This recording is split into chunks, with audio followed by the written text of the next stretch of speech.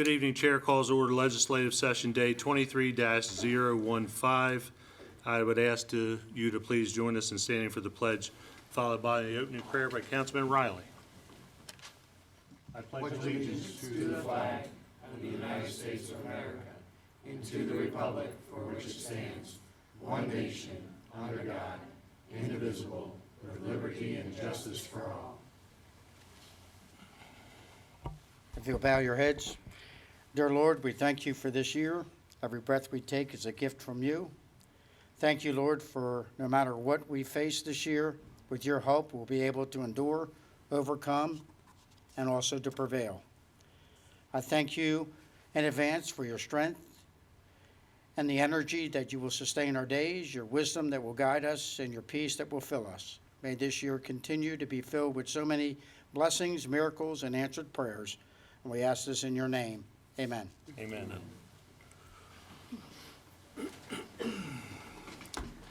Agenda item number 4, presentation of proclamations. We have none this evening. 5, consideration of petitions, applications, appointments, and nominations. Executive appointments, Commission on Veterans Affairs. Mr. Penman. Council President, I move to approve the following members to the James V. Captain Jim McMahon Commission on Veteran Affairs.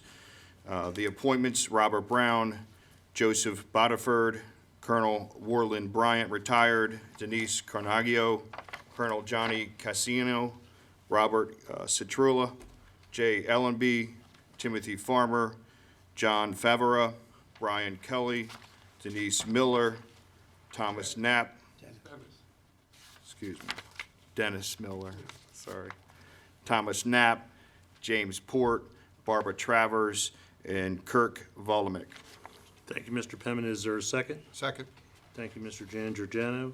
It's been moved and seconded to approve the appointments to the Commission of Veteran Affairs. Is there any discussion? Mr. Penman needs to work on his Italian. Ms. Dixon. Mr. President? Aye. Mr. Guthrie? Aye. Mr. Penman? Aye. Mr. Giangiordano? Aye. Mr. Riley? Mrs. Bulsaddles? Aye. Mr. Bennett? Aye. There being 7 votes in the affirmative, 0 in the negative, the appointments are hereby approved. Are there any of these individuals in the audience this evening? Ms. Carnaggio, I see you. Jay, I see you. Want to thank you for your service.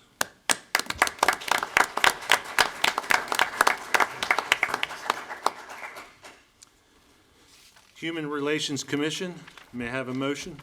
Council President, I move to approve the reappointments of Wendell Baxter Jr., Emilio Negron, Christina Presbury, Anne Marie Perfili, Melinda Velez, and the new appointments of Jessica Fessler, Joshua Gieman, Cordell Hunter, Marvia Melendez Davis, Patrick Mullen, Kimberly Newton, Samuel Panda, Jansen Robinson, and Cynthia Sion. Scunion. May I have a second? Second. Thank you, Mr. Riley. It's been moved and seconded to approve the reappointments and new appointments to the Human Relations Commission. Is there any discussion? Ms. Dixon. Mr. President? Aye. Mr. Guthrie? Aye. Mr. Penman? Aye. Mr. Giangiordano? Aye. Mr. Riley? Aye. Mrs. Bulsaddles? Aye. Mr. Bennett? Aye. There being 7 votes in the affirmative, 0 in the negative, the appointments are hereby approved. Again, are there any of these individuals in the audience? Dr. Hunter? Thank you for coming.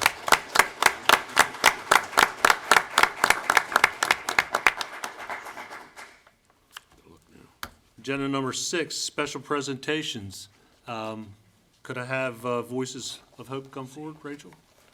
Denise.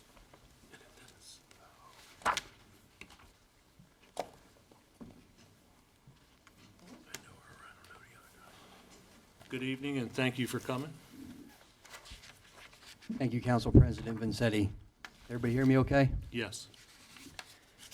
Thank you, Ms. Dixon, for allowing us. On behalf of the organization of Voices of Hope Maryland, I want to show our gratitude for allowing us to present our 2022 data to not only council members, but also the community of Harford County. My name is Aaron Wright. I am currently the program and data manager for Voices of Hope, but first and foremost, I was a heroin addict for 23 years. And since January 2nd of 2015, I have not found a need to put a drink or a drug in my body. With that,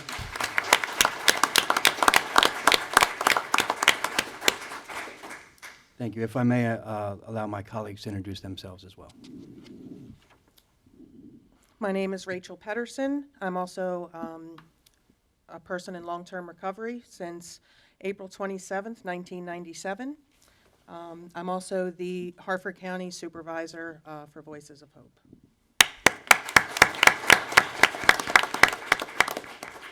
And my name is Jason Beanert. I'm their wound care nurse. I cover both Cecil and Harford counties. I'm a resident of Harford County, and I am not in long-term recovery. I'm one of the few that work for Voices. There might be 3 of us, so I think I'm kind of the oddball and lucky to work with everybody.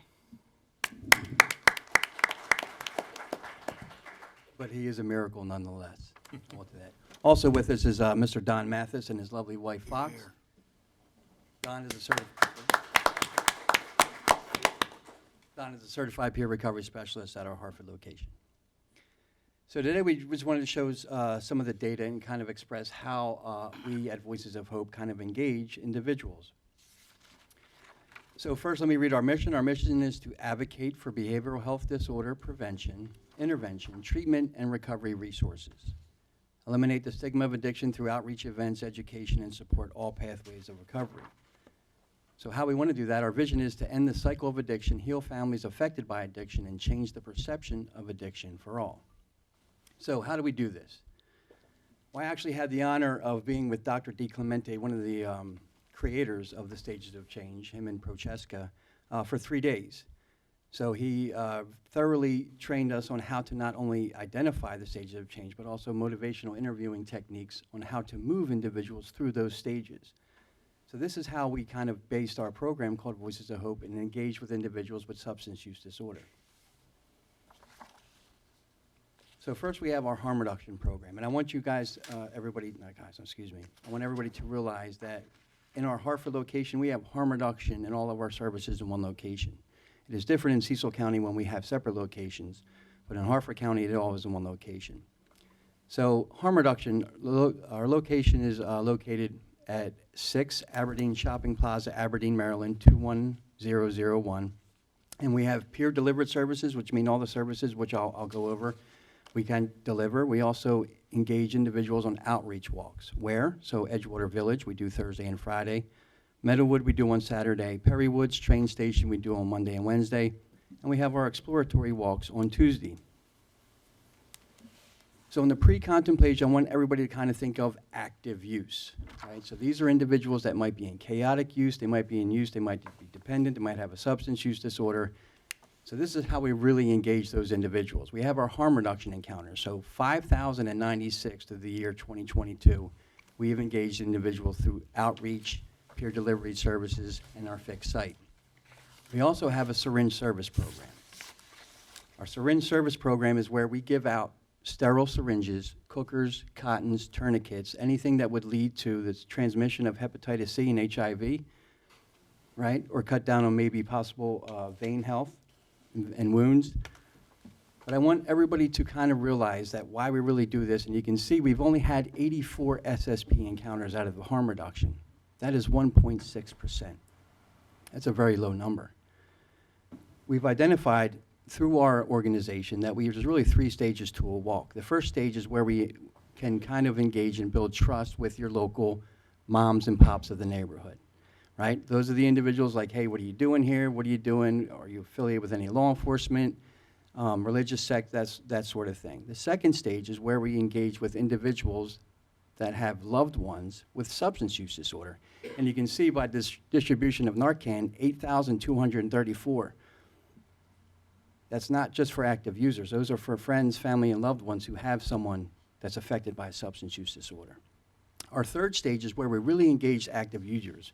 And this trust is built over time, and it takes a lot of time to build that trust. And I want everybody here to be very frank with everybody. A syringe service program, right, handing out syringes. I was a heroin addict, an IV heroin addict for 23 years. This is something I don't like to do. We don't like to do. You know, there's something else we don't like either, and that's going through these walks like Edgewater Village and having 12-year-olds tug on my shirt and say, hey, mister, can you show me how to use Narcan? Because sometimes I can't wake mom or dad up. And what I really don't like doing is getting an overdose report in my inbox and pray to God, if I had to open it, that it's not a fatality. And then praying some more that I don't know their mom, their dad, their brother, their sister, and God forbid, their kids. This is not something we like to do. This is something we have to do because these individuals are recluse and isolated. And if I can just get them in front of a certified peer recovery specialist with lived experience, that's where the miracle happens. So I just wanted to be, excuse me, but I just want to be very candid about what we do and why we do it. So with that, in our harm reduction, we also distributed 974 basic wound care kits. And if anybody has any questions on this, we do have Jason here as well to answer any of those questions. We also distribute 867 safer use supplies, condoms, dental dams, that sort of thing. So this is how we engage individuals in the pre-contemplation stage. And how we kind of move them through the pre-contemplate stage. As you can see, our outreach is if I were to separate the actual encounter. So through outreach, meaning we are actually in the neighborhoods, there's 2,283 encounters. We also engage homeless populations or housing challenged populations, so we had 309 of them.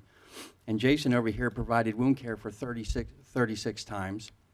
And our SSP return rate, meaning we also collect the syringes that we give out. As you can see, it's low with 27.53%. The reason why that number is low is because we didn't start our SSP program until July 1st of last year. So like I said, this is a process, and it takes a long time to build this trust. But I will tell you that our average rate in Cecil County is 167%. So please don't misunderstand that we're just passing these syringes out. We are not. We do pride ourselves in collecting them as well.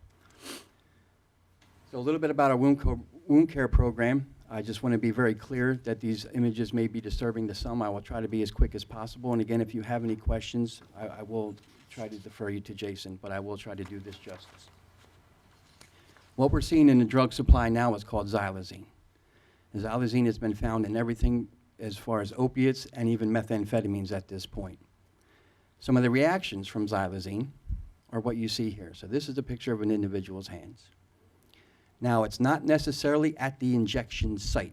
Apparently, this substance has a mind of its own. It can be at the injection site. It can be not at the injection site. It can be from snorting, smoking, or injecting. It does not matter. So this is what the inception was. After seeing Jason and his miracles that he does, this is 2 weeks later. As you can see, the wounds tend to form and coagulate on their own. They tend to form it has a mind of its own, really. And I'm not probably doing this justice. Jason could probably do so much better. But as you can see, it's moving. This is 2 weeks later. And this is 2 weeks later. So in a 2-month period, that is what we're seeing. And if I were to give you a ratio of 1 being need a Band-Aid and 10 being needed amputated, this is about what, Jason, a 6? He's probably like a 7. 7? He's a good friend of Voices, yeah. 6 or 7. So we've had individuals needing amputations from this new drug, finally, xylazine, and they're calling it trank dope now. And what I'm hearing is that it hasn't really infiltrated Harford County in the past months or past years because I think the drug supply is coming from Baltimore more. But what we're hearing now is it has now infiltrated Harford County. I just got off the phone with a participant asking for wound care. Oh, I just got off the phone sitting in the parking lot with a participant asking for wound care, saying that the Philly drug supply is starting to trickle over the bridge. It hadn't until past couple months. She said she's starting to see it. The Susquehanna River and the tolls were an amazing block until recently. So the worst wound I've seen at Voices has been in this community. It's the first wound I saw in Harford County and required amputation, and he was a veteran. And that same house, talking about building trust, that same house was the one that called. It was a member of that house that remembered me from then, asking for wound care, just literally in the parking lot before we came in. We couldn't ask for like crazier timing. Thank you, Jason. Yep. So when we engage these individuals, a miracle kind of happens even though the person that we're servicing doesn't even know. We plant a seed. Because with every syringe, it's not just to help cut back on HIV, hepatitis C, vein care. It's not. That is our cup of coffee. That is our cup of coffee. And we plant this little seed, right, because we were there once too. And they have something to kind of go by and know that there's hope. And we water it every time we see them. So the more we see these individuals, because I'm going to tell you, I'm going to be very honest, there is at least 5 minutes per day in any one person that's in active use that they don't think about change. But being there in those 5 minutes is what's key.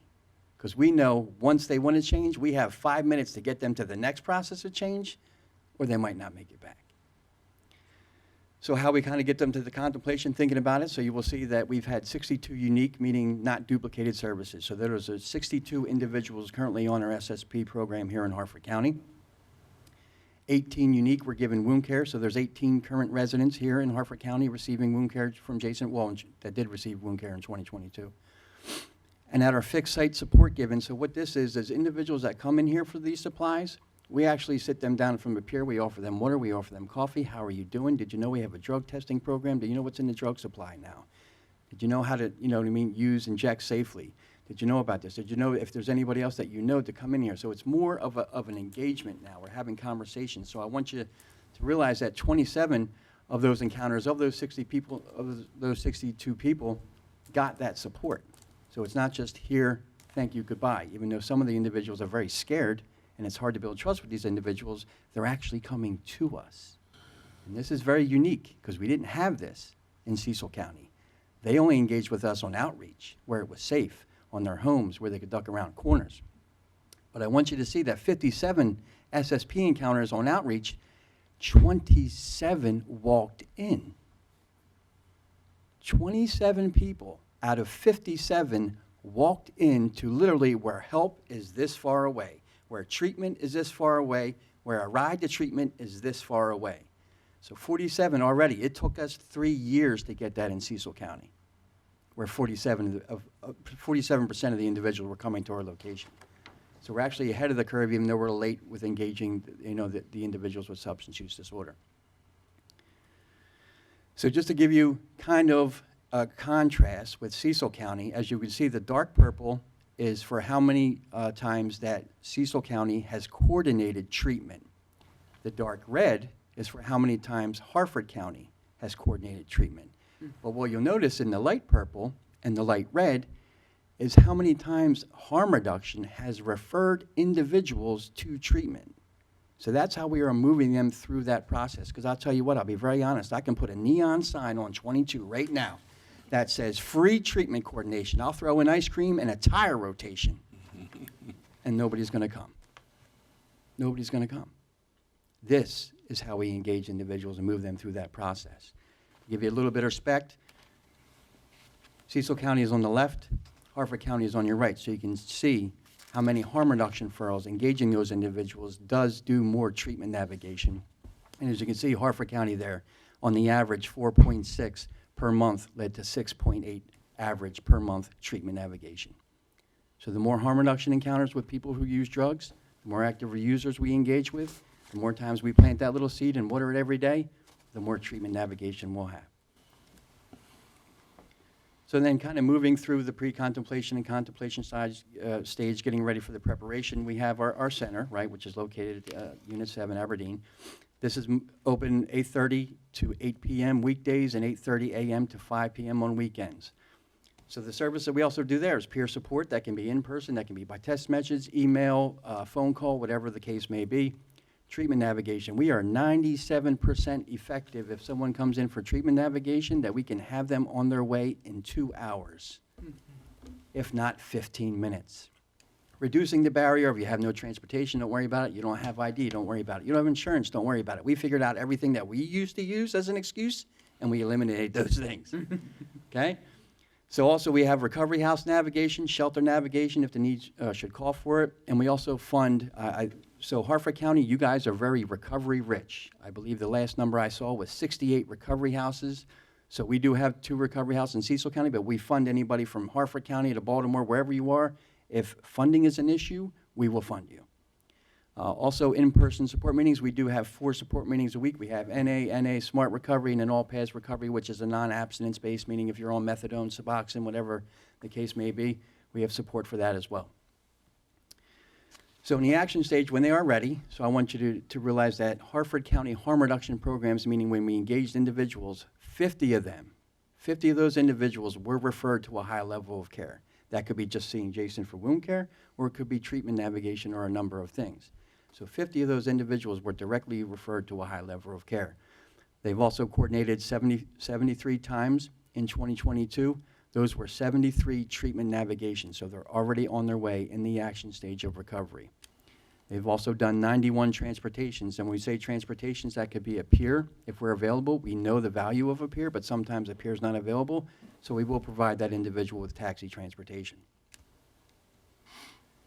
So then we get to the maintenance stage. So we provided a total of 4,240 services at the location in 2022. That's how much services that we provided in that location for 1,392 unique individuals. But 81%, 3,427 of those were for peer support. Excuse me, sorry, sorry about that. Were for peer support. 81% of the services that that entire location did was for peer support. Also, 1,766 individuals did attend our meetings, our support meetings in 2022. So what's the average day look like at Harford County? We have at least 15 harm reduction encounters. We give out 3 basic wound care supplies. We distribute 24 doses of Narcan, provide 12 services for 4 unique individuals, and 10 of those are for just peer support, and 5 people come to our recovery support meetings each day. So on behalf of Voices of Hope, we thank you for the support of Harford County Council, Council Administration, and we would appreciate any questions and would be happy to answer them. Thank you. So Aaron, let me thank you first of all for you and Rachel and Don for the meeting that we had a few weeks ago. Very enlightening. I appreciate the service that you provide those in need. I'm sure all my colleagues do, but I'm sure they have some questions as well. Mr. Guthrie? We also appreciate the job you're doing. That guy sitting behind you, Don Mathis, I'm sure he has a lot to do with how successful you are. I served with him on the Governor Workforce Investment Board for Harford, Cecil County for I don't know how many years. I know I've been there for 25 years myself. He's probably got more than me, but he does a great job, and we appreciate him. Also, I'd like to ask you a question that might be, you didn't touch on that, but I think everybody here and everybody watching would like to know. You were on there 23 years, right? Yes, I was a heroin addict for 23 years, correct. I think they would like to know how you got off of this stuff, what you went through, and I think that would be, a lot of people would appreciate knowing that. So Might I'll guide them.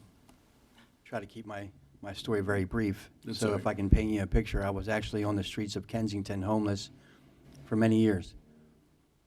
After 3 suicide attempts and probably 17 overdoses, I finally given up of giving up.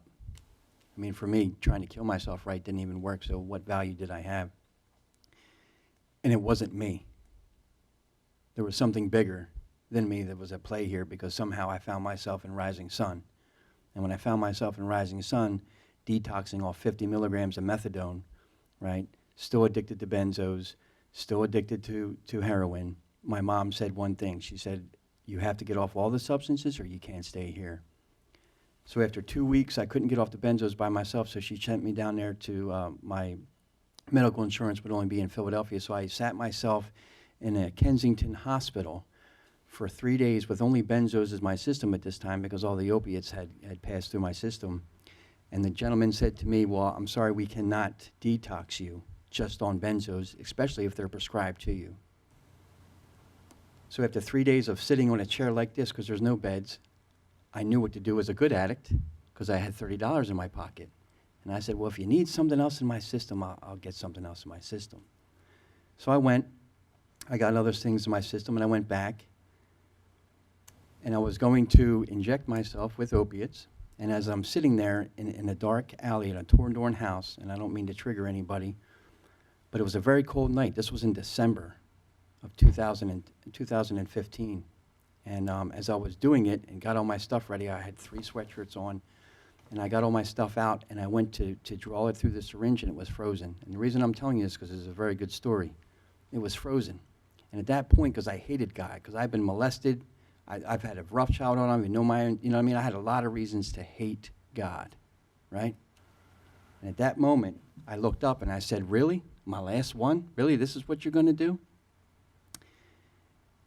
And I heard footsteps, because it's only about 8 o'clock. Like I said, it's wintertime, but it's dark and it's cold. And I kind of ducked back behind the corner, and lo and behold, I seen a mom walking 2 little girls. And the closest little girl, she had to be 3 years old. I'm telling you, man, when she looked in my eyes, I saw the deadbeat father watching my daughter turn 9 birthdays in federal prison. I saw my mom's countless sleepless nights, probably wishing I was dead but praying that I wasn't. I saw the person that I'd become. And in that instant, everything was okay. I didn't use, because I had something else in my system that I had used previously before getting the opiates, and I walked into that hospital. And after that hospital, I called my mom, and she said, hey, listen, here's the deal. You can spend the night on my couch for every NA meeting you go to. And I'm not going to lie. It took the tribe of a 12-step fellowship and a God of my understanding to save me from 23 years of trying to kill myself.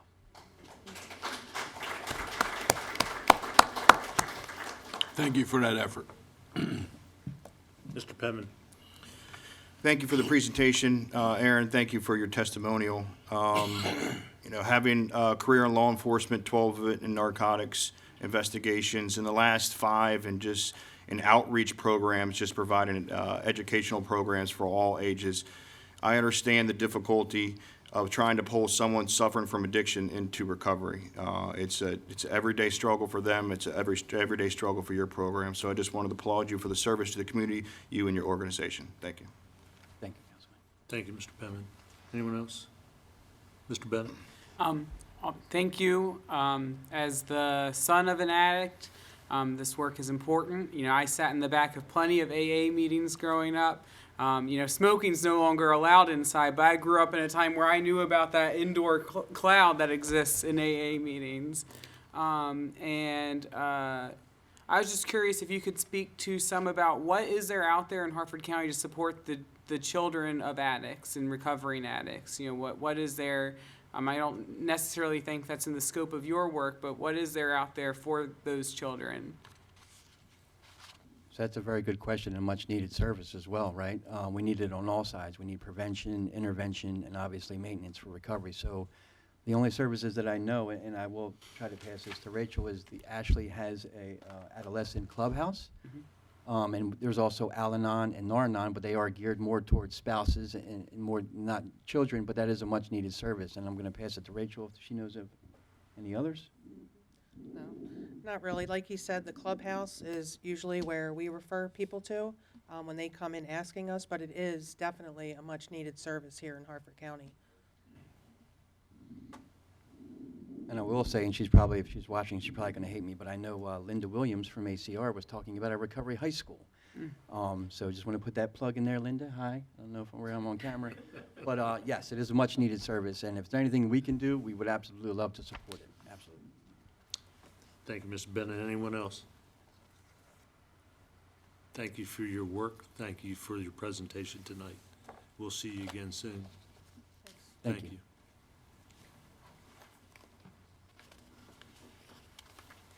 Agenda number 7, approval of minutes. Public hearing, May 2nd, 2023. Legislative Day 23-014, May 2nd, 2023.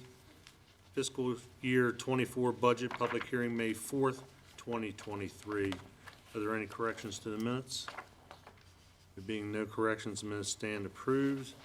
Mr. Giangiordano, please read Resolution 033-23 and 034-23 into the record for introduction, please. Resolution 033-23, Bel Air Annexation Zoning Waiver, introduced by Council Vice President Jan Giordano and Council President Vincenti. A resolution by the County Council waiving the 5-year waiting period contained in the Local Government Article, Section 4-416 of the Annotated Code of Maryland, in order to permit property consisting of approximately 2.671 acres annexed by the town of Bel Air located at 304, 308, and 310 South Tollgate Road, Bel Air, Maryland, 21014, and PO 6115 Baltimore Pike, Bel Air, Maryland, 21014, which is currently zoned Hartford County B2 Community Business, zoning classification to be zoned under the town of Bel Air's B3 General Business Zoning classification. Public hearing scheduled for Resolution 033-23 on June 13, 2023, at 6 p.m. in these chambers. Resolution 034-23, Public Necessity Bel Air South Condemnation, introduced by Council President Vincenti at the request of the County Executive. A resolution of the County Council of Hartford County, Maryland, approving the public necessity and commencement of condemnation proceedings to acquire a permanent drainage and utility and road improvement easement area containing 1,828.85 square feet or 0.042 acres, more or less, a permanent drainage and utility and stormwater management easement area containing 6,444.34 square feet or 0.14 acres, more or less, a drainage and utility easement area containing 2,311.94 square feet or 0.053 acres, more or less, and a temporary construction easement areas containing 3,026 square feet or 0.070 acres, more or less, from the Bel Air South Community Association, Inc., for the purpose of installation, construction, and maintenance of the project's Bel Air South Parkway at Tollgate Road Runabout Project. Public hearing scheduled for Resolution 033-23 on June 13, 2023, at 6 p.m. in these chambers. Thank you. Mr. Jan Giordano, please read bills 23-020 through 024-23 into the record for introduction. Bill 23-020, revised prior year bond bills, introduced by Council President Vincenti at the request of the County Executive. An act to revise prior bond legislation due to the reduced cost for some of the capital projects, to repeal and reenact with amendments certain portions of Section 4 of Bill Number 17-010 as amended, to repeal and react with amendments certain portions of Section 3 of Bill 19-014 as amended, to repeal and reenact with amendments certain portions of Section 2 of Bill Number 20-014 as amended, to repeal and reenact with amendments certain proportions of Section 2 of Bill Number 21-008 as amended, to repeal and reenact with amendments certain portions of Section 6 of Bill Number 21-008 as amended, to repeal and reenact with the amendments certain portions of Section 1 of Bill Number 21-009 as amended, to repeal and reenact with amendments certain portions of Section 1 of Bill Number 22-015 as amended, to repeal and reenact with amendments certain portions of Section 2 of Bill Number 22-015 as amended, and to repeal and reenact with amendments certain portions of Section 1 of Bill Number 22-016 as amended. Public hearing scheduled for Bill 23-020 on June 13th, 2023 at 6 p.m. in these chambers. I'm taking a sip. Take your time. This is a long one. Yeah. Bill 23-021, Bond Authorization, CPI, introduced by Council President Vincenti at the request of the County Executive. A bill to authorize and empower Hartford County, Maryland to borrow on its full faith and credit and issue and sell its bonds and other evidence of indebtedness, including lease financing, in the amount not to exceed $94,090,000. Principal amount, the proceeds thereof to be used for the expansion, reconstruction, rehabilitation, renovation, and improvement of certain projects as described in the annual budget and appropriation ordinance, Bill Number 23-014, as amended for the year ending June 30th, 2024, as described in this bill, in accordance with Section 524 of the Charter of Harford County and Section 123-40 of the Code of Harford County, or as otherwise permitted by law, authorizing the County Council of Harford County, Maryland, the County Council, to adopt an administrative resolution that shall provide for the form of instrument by which any indebtedness is to be evidenced, the manner by which bonds and any other indebtedness may be secured, and the rate of interest to be paid, and generally for such other matters as may be deemed appropriate by the County Council in connection therewith, and authorizing the County Council by administrative resolution or the County Executive of Harford County, Maryland,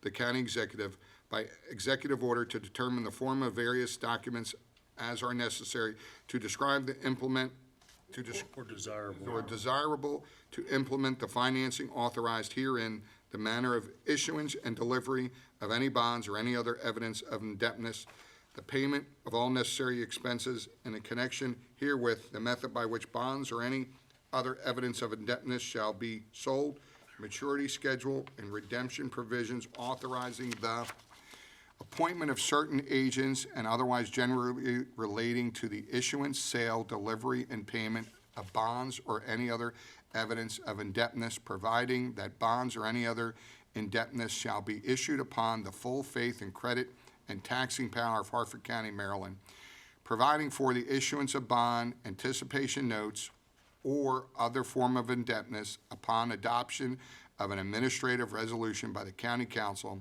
approving the interest rate or rates to be borne thereby for all or a portion of the projects described herein for which the proceeds of sale of the bond anticipation note shall be used, providing that after the issuance of the bond anticipation notes or other form of indebtedness or any other renewal thereof, the County Council shall authorize the issuance of bonds to pay said bond anticipation notes or other form of indebtedness, providing that upon written recommendation of the county executive and administrative resolution of the county council, or all or a portion of the indebtedness authorized herein intended to be utilized for programs or projects for managing, producing, treating, recapturing, abating, or controlling nonprofit sources, non-point sources of water pollution, including storm water or subsurface drainage water, including among the projects described in Section 1 of this bill, may be incurred pursuant to loans from the Maryland Water Quality Financing Administration, providing for disbursement of the proceeds of the sale of bonds or other indebtedness authorized herein, and for the levying of charges, assessment, and all the taxes necessary to provide payment of the principal of and premium, if any, and interest on bonds or other form of indebtedness, providing that certain additional matters may be determined by resolution of the county council or may be reserved unto the county executive as prescribed by such resolution, providing the method of fixing the interest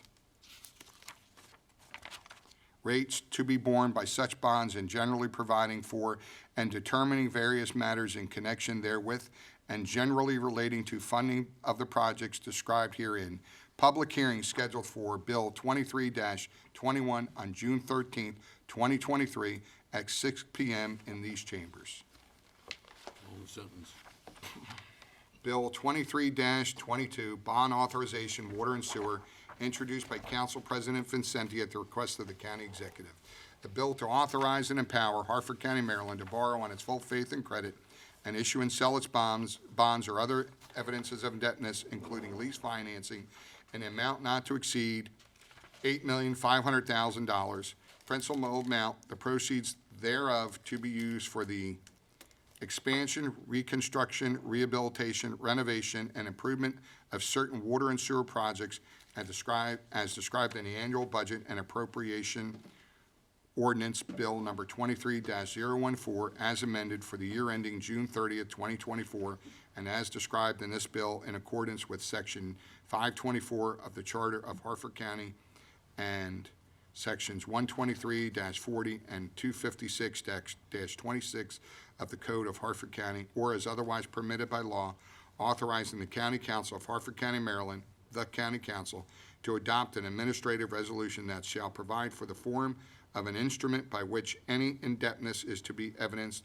the manner by which bonds or any other indebtedness may be secured, and the rates of interest to be paid, and generally for such other matters as may be deemed appropriate by the county council in connection therewith, and authorizing the county council by administrative resolution or the county executive of Harford County, Maryland, the county executive by executive order to determine the form of various documents as are necessary or desirable to implement the financing authorized herein, the manner of issuance and delivery of any bonds or any other evidence of indebtedness, the payment of all necessary expenses in connection therewith, the method by which bonds or any other evidence of indebtedness shall be sold, maturity schedule, and redemption provisions authorizing the appointment of certain agents and otherwise generally relating to the issuance, sale, delivery, and payment of bonds or any other evidence of indebtedness, providing that bonds or any other indebtedness shall be issued upon the full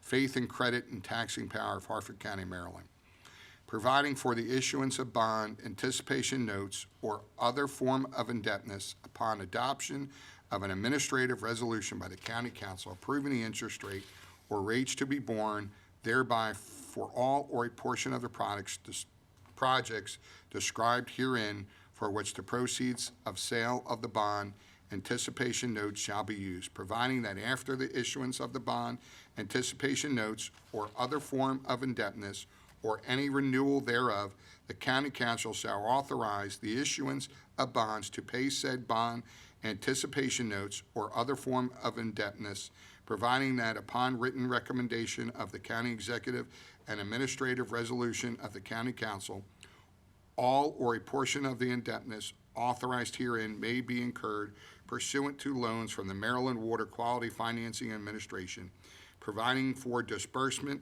of the proceeds of the sale of bonds or other indebtedness authorized herein, and for the levying of charges, assessment, and all taxes necessary to provide payment of the principal and a premium, if any, and interest on bonds or any other form of indebtedness, providing that certain additional matters may be determined by resolution of the county council or may be reserved unto the county executive as prescribed by such resolution, providing the method of fixing the interest rates to be borne by such bonds, and generally providing for and determining various matters in connection therewith, and generally relating to funding of the projects described herein. Public hearing scheduled for Bill 23-22 on June 13, 2023 at 6 p.m. in these chambers. Bill 23-23, civil penalties, introduced by County Council President Vincenti at the request of the County Executive. An act to repeal and reenact with amendments Sections 1-23, general penalty of Article 2, miscellaneous of Chapter 1, general provisions of the Harford County Code as amended, and to repeal and reenact with amendments Section 267-14, violation and penalties of Article 2, administration and enforcement, Part 1, standards of Chapter 267, zoning of the Harford County Code as amended, to provide for civil penalty process for addressing infractions of the code, resolutions, local law, rule, regulation, or order, and generally relating to civil penalties. Public hearing scheduled for Bill 23-023 on June 13, 2023 at 6 p.m. in these chambers. Take a break. Want a drink? Good idea. Oh, I thought you wanted to drink. Bill 23-24, zoning certificate, introduced by the Council President Vincenti at the request of the County Executive. An act to repeal and reenact with amendments subsections A, B, C, D, G, H, and I of Section 267-8, zoning certificates, all of Article 2, administration and enforcement, all of Part 1, standards of Chapter 267, zoning of the Harford County Code as amended, to provide that a separate zoning certificate and payment of a separate zoning certificate fee shall not be required for any development or use of any lot or portion thereof or building structure improvements or portion thereof where a building permit is also required, to eliminate the requirement that the number of families or housekeeping units be included on the zoning certificate application, instead require that the number of residential or business or commercial units be included, and to prohibit the Director of Planning from issuing a zoning certificate until an application has been submitted and all fees paid and generally relating to zoning. Public hearing scheduled for Bill 23-24 on June 13th, 2023 at 6 p.m. in these chambers. Thank you, Mr. Giangiordano. Agenda item number 10, introduction and consideration of amendments. We have none. 11, call for final reading of bills. Bill 23-009, solid waste disposal fees. May I have a motion? Council President, I move to approve Bill 23-009. May I have a second? Second. Thank you, Mr. Riley. It's been moved and seconded to approve Bill 23-009. Any discussion? Mr. Penman. As I previously mentioned, I and some of my colleagues have advocated against tax increases, and I do believe this is a form of a tax under the title of a fee at a time when inflation is up and property reassessments are up. Last year, we received a property tax reduction, and now that is slowly being taken away under the cover of fees. I firmly believe that is why economic development is so important, to offset those costs, which has significantly been impacted by recent initiatives, and may be why we're discussing raising fees altogether. I'm concerned how this will impact the wallets of hardworking community members along with the businesses across our county, which will inevitably be passed down to the consumer again. And with all that, that's all I have, Mr. President. Thank you, Mr. Penman. Anyone else? Ms. Sottles? I'm opposed to Bill 23-009. The imposition of this fee on solid waste disposal fees is a tantamount to a tax on our citizens. In these times of economic difficulty, we should be doing what we can to help our citizens, not imposing more financial burdens on our family. This bill does just that. It imposes more costs, and that will increase what families have to pay out of pocket, so therefore I can't support it. Thank you. Thank you. Mr. Bennett? Personally, I'm gonna vote in favor of this fee increase. I mean, the presentation we had on it makes sense. It's been a long time since this has been addressed. It needed to be addressed with the increased cost to the work we do to get solid waste out of Harford County. But that being said, it is just, I think, worth noting that the county executive has been sending out texts and sending out phone calls to people in all of our districts, in our communities, my neighbors, and saying, don't let the county council raise taxes. We don't want taxes raised. But then he's sending these fee adjustments over to us. And I have a hard time understanding the connection between those two things. On one hand, he's making the claim against us that we're the ones interested in raising taxes. And then on the other hand, he's coming to us and saying, hey, please support me in these efforts to raise fees. So at the end of the day, I'm going to support this because it's the right thing to do, but I also just think it's worth noting the contradiction there, and I find that contradiction frustrating. And I wish that there was more clarity from the county executive in what he wants us to do, because what he's having his people come and call us and email us and ask us to do is the opposite of what he's requesting from us through this action. So that being said, while I support this bill, I just wish there was some clarity coming from the executive's office on what he desires, because we're getting two different messages. Thank you, Mr. Bennett. And I too, I support the bill as well. Yeah, it is not a tax. It is a cost of doing business. I do believe that this bill, our tipping fees have not been increased since 2014. This is no different than when we came into office in 2014 and realized that the Water and Sewer Fund was nearly depleted and had not been touched in 20 years. So it is a necessary step in order to continue to do business. Mr. Giangiordano. So I've got quite a few, probably about 6 or 7 companies that do refuse collection. They've wondered for a long time when the fees were going to increase. They all knew it was coming. They expected it. They're all okay with it from the ones that I deal with. So I know that might be not of everybody might not agree with it, but I do support it as well. So thank you, Council President. Thank you. Anyone else? Mr. Guthrie? Yeah, I support it also. And again, if you talked about the tax that was a cut that was made in the last administration, we all know why the tax cut came. It come for political reasons, unfortunately. And again, this is not a tax increase. I agree, it's a fee. And being on the council before, and this happened in 2014, it hadn't been raised since then. That's when I left the council at the end of 2014. But we had a lot going on back then when we had an incinerator plant on 152. If you remember that big incinerator plant that caused us all kind of problems and everything with people getting cancer down there, and we were able to get rid of that and tear down that incinerator plant, stop Craig and Harkins from building a new incinerator plant where Coles now is, because that was an empty plant, and they were going to build another incinerator plant, and we were able to, the council was able to stop that, and they were going to tear that down and build an incinerator plant there. Instead, we were able to get Coles come in and took over the 600,000 square foot building and increased it to 1 million square feet, and that's a green company, and what we were able to do, we're able to transfer all the solid waste in Harford County, except for people who want to take up to the Scarborough facility itself. We were able to take all the solid waste, all your trash, now leaves Harford County and goes to Baltimore County in a landfill. We now do not deposit any trash that's hauled out of your homes and everywhere else in Harford County anymore. It goes to Baltimore County.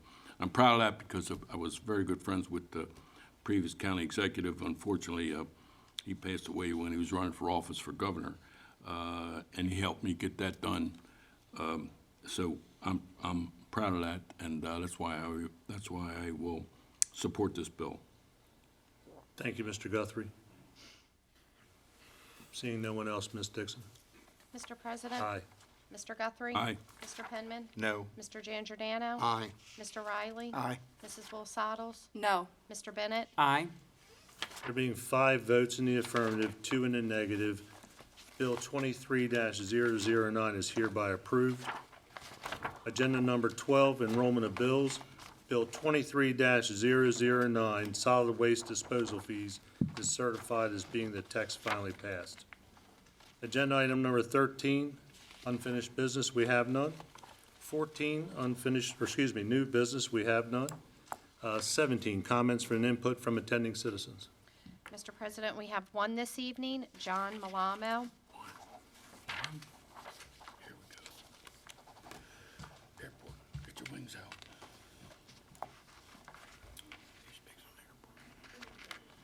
Name and address, sir. Am I one? The only one? Gracious me. Fortunately. John P. Malamo, 2402 Eagle View Drive, Bel Air, Maryland. There was a DAC hearing on 5 November 2014. Mr. Shane Grimm, the representative from the Planning and Zoning Department, stated the proposed airport expansion is subject to the condition of Board of Appeals case number 5814. Now, only one runway is permitted. No accessory uses are approved. Fueling aircraft, a service, must be conducted in a fully enclosed building. Gasoline storage or sale on the property is not permitted. Accessory uses are limited. No access to nor use of approach and landing pads. This is how the special exception from zoning case 5814 works. Harford County Airport was operating legally as an existing non-conforming use. The zoning code did not apply. The airport owners requested and received a special exception to operate a general aviation airport as a permitted use. When the special exception is granted, the subject use becomes a permitted use. Maryland law on changing a non-conforming use to a conforming use is found in Pierce v. Draper. Granting a special exception extinguishes the previous non-conforming use.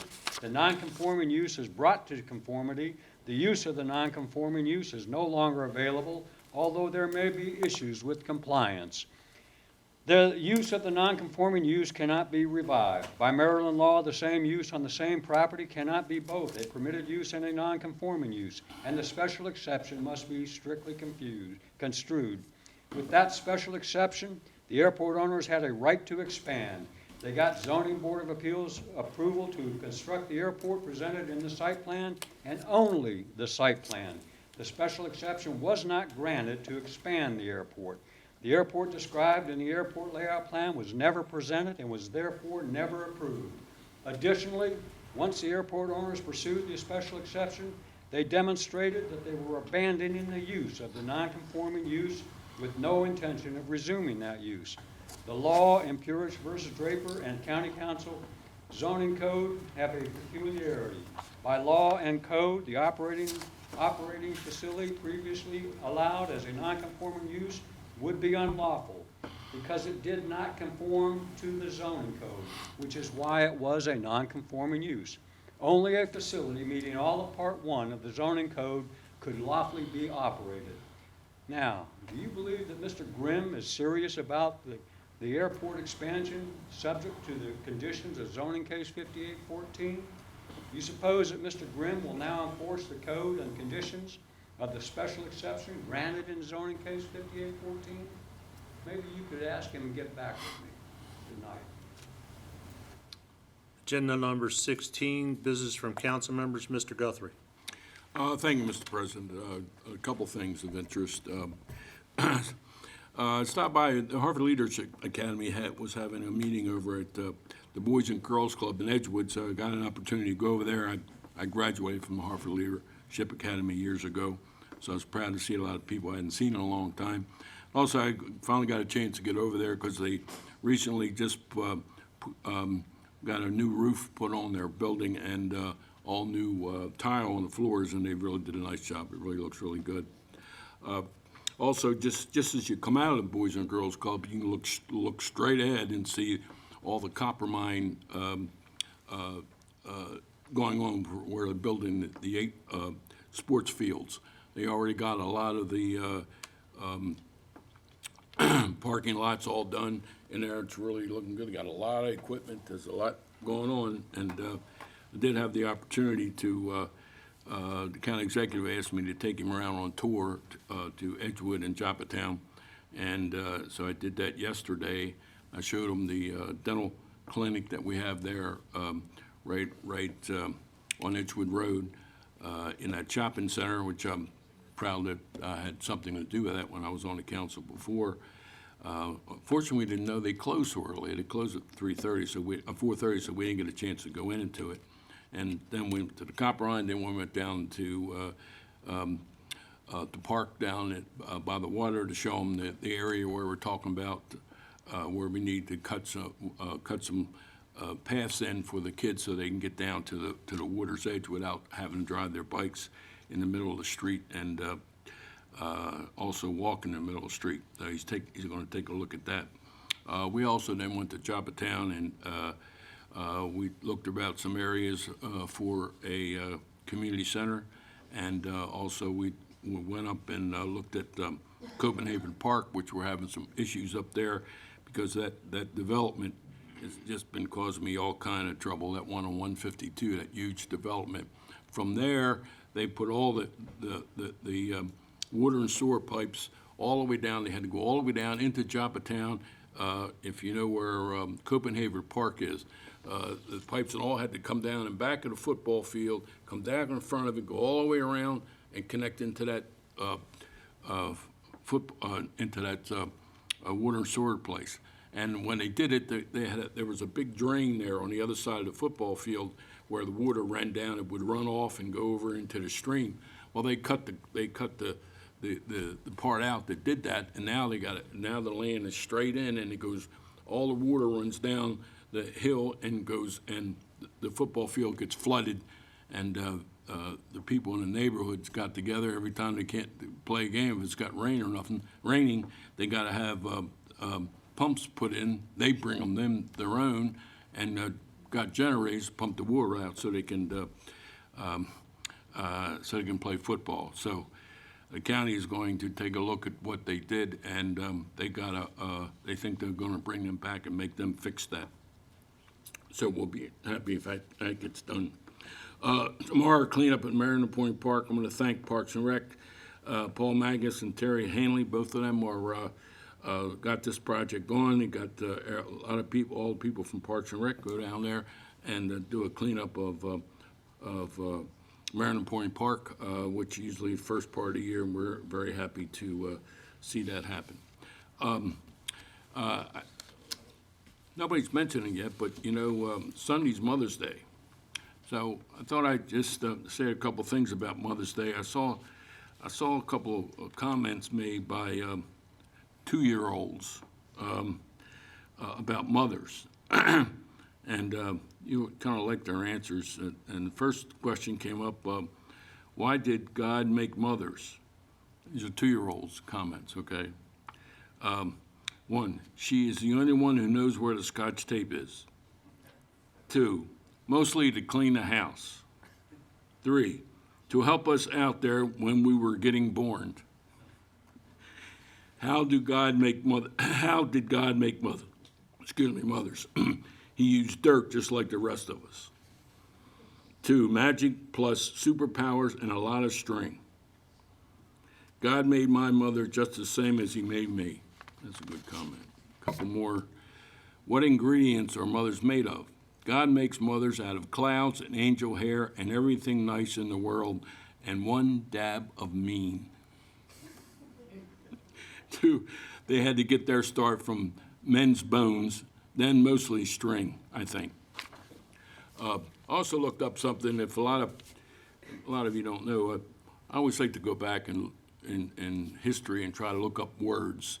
Words all come from somewhere, and I kind of look up different things to try to find a word. Well, I thought about it, and I looked up where Mother's Day came from. I thought I'd read this to you, how Mother's Day got started. The honor of the origination of Mother's Day belongs to a Miss Ann Jarvis of Philadelphia. Her mother died in 1906 on Sunday, May 9th, 1907. She told a friend who she invited to remember her with her at an anniversary of her death of her mother, and then her desire to dedicate a day to all mothers. Before the next anniversary came, she had interested many individuals and organizations in the observance of a second Sunday of May as Mother's Day. As a result of her efforts, Philadelphia observed that day, May 10th, 1908. Ms. Jarvis then began the missionary of the idea. She wrote thousands of letters to influential men in all walks of life. She interviewed many public men and pleaded for the observance of the day. Since 1912, the governor of Texas had observed the day by pardoning a number of prisoners on that day. State after state has adopted its observance. In May 1913, Philadelphia made it a state holiday. On May 10th, 1913, a resolution passed the Senate and the House of Representatives to make the second Sunday in May a national holiday, dedicated to the memories of the best mothers in the world, your mother. Now you know how it happened. God bless all the mothers this coming Mother's Day. I know I have my chores set ahead of me. Since my 97-year-old mother-in-law who lives with us, she will be 97 Saturday. Good luck to her. Thank you, Mr. Guthrie. Mr. Penman? Don't know how I top that one. You don't. Don't try. I'd like to speak on the warehouse moratorium, which was implemented a few weeks ago to allow a study to review the impact of the warehouses before we discuss a major change in the permitted uses in the zoning code that may result in multiple lawsuits in the county. I look forward to seeing the study process and results to evaluate the outcomes of the study on county economics, along with the environmental and traffic aspects. That's all I have, Mr. President. Thank you, Mr. Penman. Mr. Giangiordano? Good evening, Council President. Thank you very much. This morning, I attended the memorial service for the fallen deputies at 2100 Rock Spring Road in Forest Hill. So that was where the first deputy sheriff is buried from 1892. So also this past week was at Tourism Hospitality Breakfast in Bel Air, the new Hilton Gardens over there. So we had a bunch of the people there from the state. We have some exciting events coming up. We have a balloon festival. We have largest Maryland Italian Festival. So a lot of good things happening in Hartford County. Today I did the grand opening of Hartford Retirement Planners, which is right next to my office on Main Street in Bel Air. So welcome to the neighborhood. They did a great job. They refurbished and they added on. Look forward to seeing other people move in the area. And then also attended the Hartford County Sheriff Corrections graduation. And congratulations to all the corrections deputies that graduated. And I think tomorrow I've got a economic development meeting for the town of Bel Air, and I'll be heading to that. And that's all I have. Thank you, Council President. Thank you, Mr. Giangiordano. Mr. Riley. Yes, I did a site visit at University of Maryland in Aberdeen. I was very impressed with their behavioral health there, so I wish them the best on that. Thank you, Mr. President. Thank you, sir. Ms. Salas. Thank you. I had the opportunity to volunteer on behalf of United Way of Central Maryland at their annual Project Connect event. It was a huge success. There were 60 local nonprofit partners, and we were able to provide critical services to 297 individuals and their families. I don't have time to get into all the stats, but a couple of things I wanted to hit on were we were able to provide 12 clients with domestic violence support from SARC, 100 people access the services at the Klein Family Hartford Crisis Centers. So just a huge event, very great turnout, and I was happy to be a part of it. That's all. Thank you. Thank you, Ms. Salas. Mr. Bennett. Hello. Havre de Grace had its city election last week, which was, always an exciting event, although I will say they need to put a charter amendment in the city that there shouldn't be so many personal friends of mine running, because it made it very hard to vote for 3 people. That being said, Jason Robertson won re-election, and Johnny Boker and Vicki Jones will be joining in their first term on the city council. I also want to thank Dave Martin and Carolyn Zinner for their years of service to the city council. For anybody who didn't keep too close to tabs, the difference between Councilwoman-elect Jones and Councilman Martin's total was 2 votes. 2 votes between being on the council and not. I mean, if there's anything that motivates you to show up in a local election, it's that. Havre de Grace likes their close finishes in elections. That's what I learned. But along those same lines, there was First Fridays this past week, the first Fridays. If anybody was a fan of American Chopper, I'm sure you were there, because there was a brand new motorcycle from the people from that show, which was fun. And it was also really nice. My wife and I were sitting on a bench eating our dinner, and a constituent came up and just thanked us for some of the constituent services work we had done to support them through a really tough situation, a horrendous situation that they were caught in. And I can't take credit for doing too much. We dropped off some stuff that we had at our house, and we got them connected with the people who could help them. And you move on, you keep helping constituents out, but for them to recognize the sound of my voice based on our phone calls we had and to stop by our bench and to thank us, I mean, that's what being on county council is about. There's a lot of the big stuff, but the being able to personally impact one person's life in a positive way was just a meaningful connection, and it made First Fridays a lot of fun. Saturday was very busy. NSTAP had their robotic skills challenge at Havre de Grace High School, where Havre de Grace and C. Milton Wright competed in different robotics competitions. They actually, throughout the year, get to make custom-built robots that do all sorts of competitions and games. And then they get to compete down in Baltimore against schools from all across the region. And if they go beyond that point, eventually go to Globals, which John Carroll has done in the past.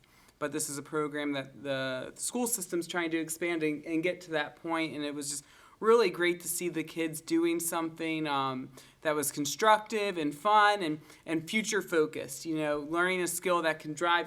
For them, it was playing robotic games, but in the future, that might be their pathway to building something that makes the world a little bit more accessible or solves a problem or makes things streamlined. And so it was just really fun to watch that. I got to go to the gold ceremony for Eliana and Sydney. and hear about the projects that they did, supporting those with differing abilities and also training women in self-defense. And that was really great and inspiring to be a witness to them and their community as they were surrounded by support that day. Got to go to the Decoy Museum, or Decoy Festival, apologies, and see our council president at work. You know, I think we should all have a take your councilman to work day so we can see what we do when we're not here on Tuesday nights. It was fun to see council president in his element around all of the decoys and his friends, and to just see that other side of what you do was a rewarding experience for me. And then I went to the art gala. It was great. Councilman Guthrie and I sat together, and it was a wonderful event, and it was great to support the work that they do as they continue to fundraise to increase their fleet services and to get more people out into the community connected, just like anybody else would want to be. Continuing to have a lot of meetings about the budget, continue to have a lot of meetings about our zoning, working on all those things. I will say, living in Havre de Grace, I can't go to the grocery store without a nonprofit or tourism group stopping me and sharing their concerns, their stresses, their worries about the changes to the tourism money. It's nonstop for me. I'm thankful that I am surrounded by so many great tourist destinations, but I'm also heartbroken for the stress that they're going through, and I hope that our executive administration can support these people, especially our legacy organizations that have received that money year over year over year, to make sure that if any application is not in compliance due to this change, that we guide everybody through to make sure that they can make it work based on filling out everything correctly, because that's a lot of the worries, is this drastic change in that. And then lastly, I already released a public statement. I spoke to some of this earlier tonight, but we're going through a really stressful season right now with differing opinions on priorities and on what next steps should be. And that's fine. We all got elected by different groups of people. We all got elected because of our differing viewpoints, and that helps give the whole community representation.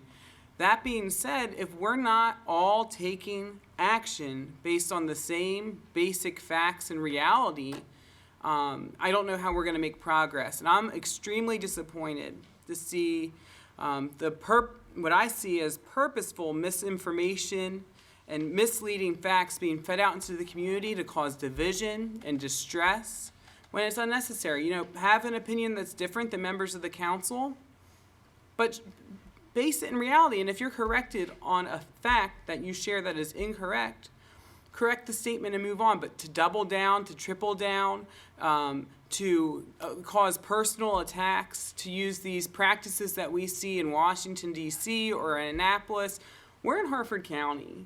We're local.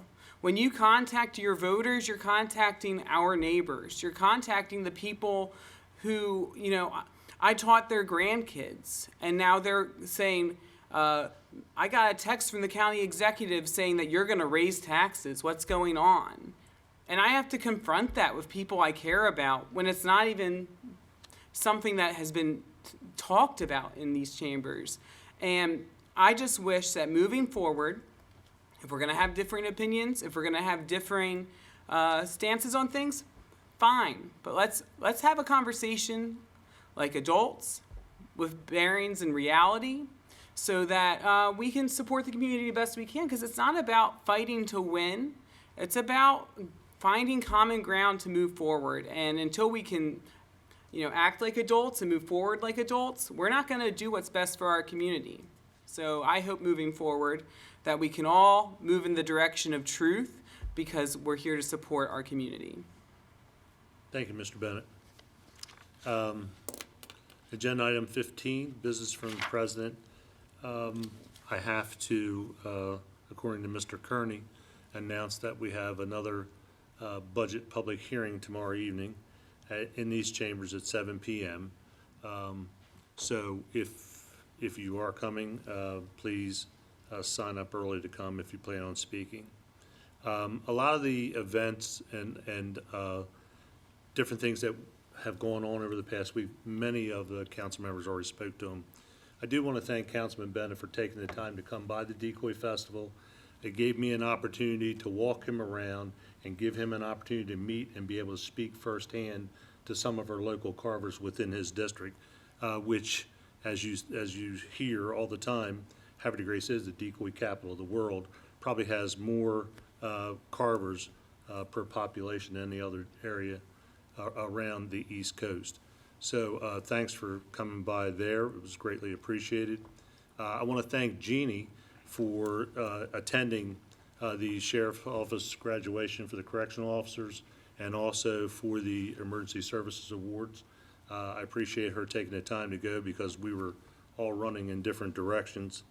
Back to the Decoy Festival, because of the angst and because of the way the tourism grants are being handled, our staff at the museum and volunteers did have a little questionnaire that they asked each attendant to find out where they came from, to find out if they were staying in Harford County, and if they were staying multiple nights. And the numbers, I don't have exact numbers to be able to present, but they're a lot larger than I anticipated them to be. So the ARC, Ms. Harris went for us, as she always does. She is my mini-me when it comes to the ARC liaison position. She's there more than I am, and I appreciate her taking the time and going. Our SIAB Scholarship Award ceremony last night was extremely well attended. The students were unbelievable, 4.5 grade average, right? Yeah. And some of them? 6 scholarships. Yep. So, and then, again, as Mr. Giangiordano said, we attended the Harford County Sheriff's Office Fallen Memorial Service this morning, which not only honored and memorialized our deputies, but also all of our law enforcement, local law enforcement. So we appreciate that. And then it is Teacher Appreciation Week, so I want to make sure that we give a shout out to all of our teachers, educators. In many cases, they spend more time with our children than parents do. So it is not to be lost. And with that, I think I pretty well covered everything. With nothing else, then we'll adjourn this meeting. Thank you.